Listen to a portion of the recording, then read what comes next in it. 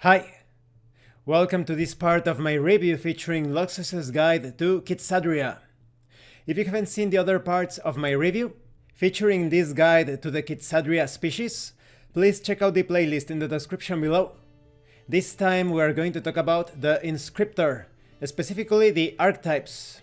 As many of you will notice, the Inscriptor is not a core class. This is available separately by the same publisher. Remember to check out the link in the description below. Here we have the pictography, specialization or archetype. These inscriptors draw detailed and abstract images to capture their targets.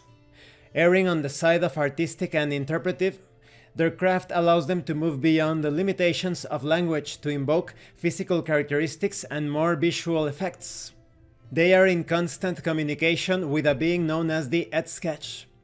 This is an aberrant being who exists in 2 dimensions within flat surfaces and changes their appearance at will to blend into whatever frame or surface they are inhabiting.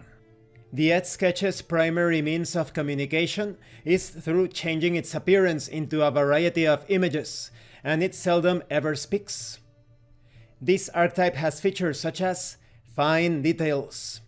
You have the ability to alter the physical characteristics of subjects you artistically render.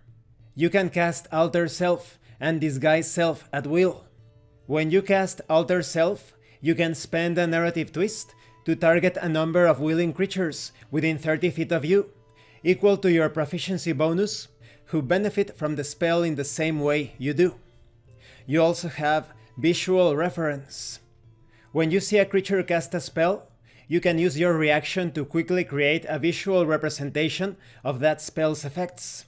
At any time within the next minute, you can spend the use of Consultation to cast that spell as well, invoking the same effects as the original caster, and cast at the same level as if using the same level of spell slot. Once you do so, you cannot cast that spell again this way, unless you see it cast again, and copying another spell effect into a visual reference erases the previous one. If the spell you cast this way requires a 6th level spell slot or higher, you must also spend a packed spell slot when you cast it. Then we have the Kitsune's Scribe archetype. Those who chase legends in the open world may find themselves contacted by Kitsune, servant of Luxus and progenitor of the Kitsadria, and offered a chance to enjoy the myths and legends of the world on a more supernatural level.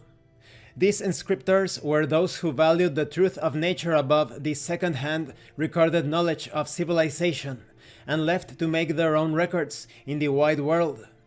Kitsune appreciates those who seek the truth of the world, and she grants them the tools needed to survive, hoping they will capture its majesty and relay and speak of the world's wonders back to her in their own terms, living vicariously through them.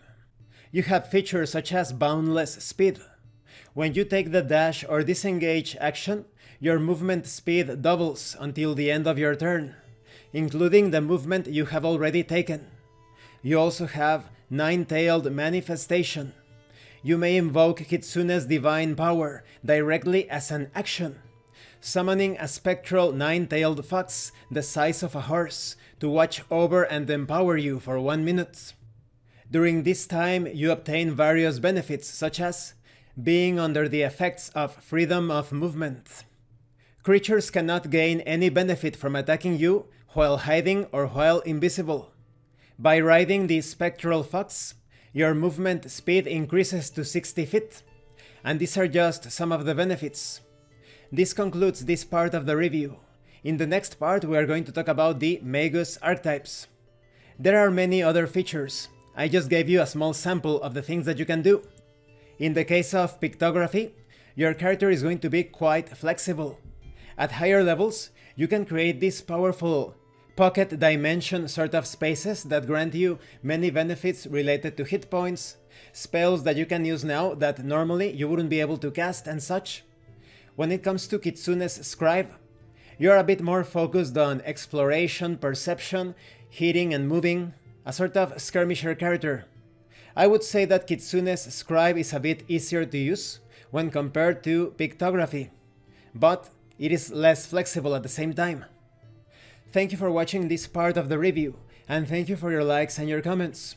If you have any questions or comments, please let me know.